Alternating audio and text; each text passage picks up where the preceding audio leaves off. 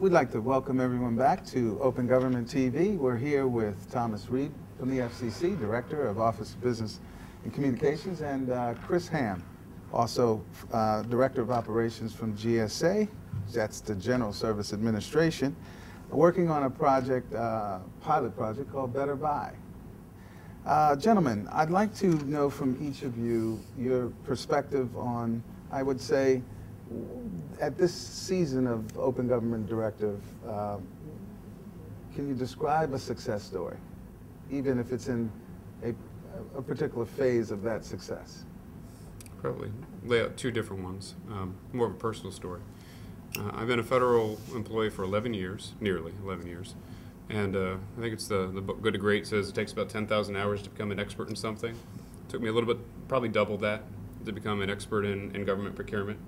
So you learn the terms, you start understanding all of the all of the complex bureaucracy, and then all of a sudden, transparency and openness comes, and I have to start questioning everything that we do. All of a sudden, the idea that all of our established policies and procedures should then be put out on the web, should be interacting between citizens, between suppliers.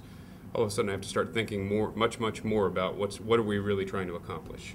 How can I make things faster? How can I improve what we're doing? It's driven change, and it's been intellectually interesting in a way that I haven't actually seen my job in years. So it's causing a sea change within my organization. I'd say an immediate success story is I was able to stand up, or we as a collection were able to stand up the Better Buy website, days instead of weeks or months.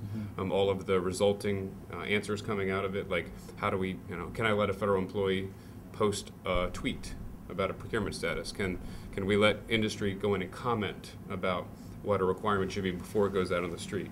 GSA has already established all these policies and procedures that allow you to do it. This GSA social media policy. So things are moving faster. The word at GSA is velocity, a pace that we have not operated at before. So it's been very, very interesting. Wow. That is both a personal, engaging story, and also from a bureaucratic perspective, very engaging, I'm sure, for the stakeholders to truly appreciate hearing. And Thomas, the same question from an FCC perspective? Sure. And again, my perspective is going to be on the policy side. One of the things that the FCC has been able to do, and I think has been very effective, and we've gotten great feedback on, is that we have open meetings. The chairman hosts open meetings at least monthly on whatever we're doing. I mean, right now it's been all broadband deployment all the time. Congress has charged the FCC with coming up with a national broadband plan. Initially it was due out in February. We've got an extension until March. I mention that only because every month the chairman has open hearings that everyone can attend, and those are well publicized, both virtually and otherwise. But one of the things that the chairman is doing, and that our managing director put in place, is the chairman, well in advance of these meetings, lists the items that he's going to be talking about at the hearings, so that the public is well informed beforehand of what's going to transpire at the commission meetings. He also, after each meeting, collects his thoughts, and he records those thoughts on our website, so you can access the chairman's thoughts about each commission meeting afterwards, going back to each one that he's done. And so we've started a process of archiving his thoughts, also the agenda items that are going forward, so that everybody's well informed about what's being discussed by the agency. And if you have comment, you can do that through our blog without necessarily having to go through the formal notice and comment period for each rulemaking. But there are various avenues for all of our constituents to engage with the FCC, know what's going on at each hearing, and hear what the chairman and the other commissioners are thinking about the rulemaking process. So I consider that a tremendous success, and it's also a sea change from what's been done in the past. It's interesting to hear both of you talk about your successes and experiences with this Open Government Directive. It's apparent that both of you may have not known about each other's major initiative, and it really speaks to the value of collaboration. So let me throw this out, not as a trick question, but Chris, did you realize that there was a broadband initiative in the tune of about $7.4 billion? Outside of the scope of my federal duties, reading the newspaper and staying current technology-wise, I'd heard of it. But but not through what GSA is doing. So from a agency perspective, do you see, Thomas, the power of communicating the broadband initiative's overall objective, particularly coming from your office, as it relates to GSA and specifically the pilot that are by?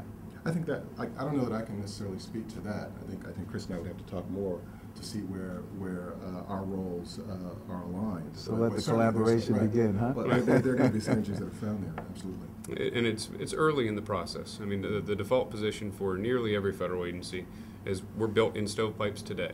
You know, the funding is separate, the information technology systems are separate. People build relationships outside of those and then collaborate and share. But what we need to do is create new tools out there to allow this information to be shared easily, rather than just be, I know somebody over at FCC. It's that we're all on the same platform sharing the same information. You know, Chris, that was a very appropriate placement of our reality in terms of the season of this Open Government Directive. My concern, as I've heard for the part of the day that we've been on this conference earlier this morning, was that the time frames are dwindling down to days. We're in fact less than 100 days before having every agency to come up with an open government directive plan. So I began to wonder and be concerned, quite frankly, how are we able to meet these time frames to actually come up with a plan that's actually going to achieve these goals, and aggressive ones at that. Happily, we were engaged on this well before the directive was issued. And I think part and parcel of that is having a chairman who, from a technological standpoint, was well engaged in the industry, had an understanding of what we needed to do with our technology to make the decision-making process at the FCC more open, more participatory, and more collaborative. As I indicated, our managing director was brought on several months ago, and because the broadband initiative was a part of our marching orders well before the chairman came on, and that is obviously a technology-based initiative. There are many of these things that we had to do well before. So I think the deadlines are ones, at least within the agency, I haven't heard a lot of consternation about, primarily because there's been so much work done. Reboot.gov, as I mentioned earlier, is well on its way. There obviously, with any system like that where you're trying to open it up, there are bugs that they're trying to iron out. The chairman has his own Facebook page and is engaged. Although there are folks who aren't well-intentioned who often will try to manipulate that process. Okay. But working those bugs out, we've gone pretty far along in terms of meeting our deadlines. Before we go to our advertising audience, Chris, are we able to get movement on the time frame, in your opinion, that possibility? I don't have exposure to GSA's response to the plan submitting, but I can tell you that GSA has been at the forefront of many of the initiatives. I mean, the recovery.gov is hosted by GSA, data.gov, a lot of apps.gov, all of the outward-facing initiatives GSA has been actively pushing, and we're strong supporters of it. I just don't know where they're at with the plan. We'd like to thank you once again for coming back to join us here at Open Government TV, and shortly we'll be back with you. Thank you so much.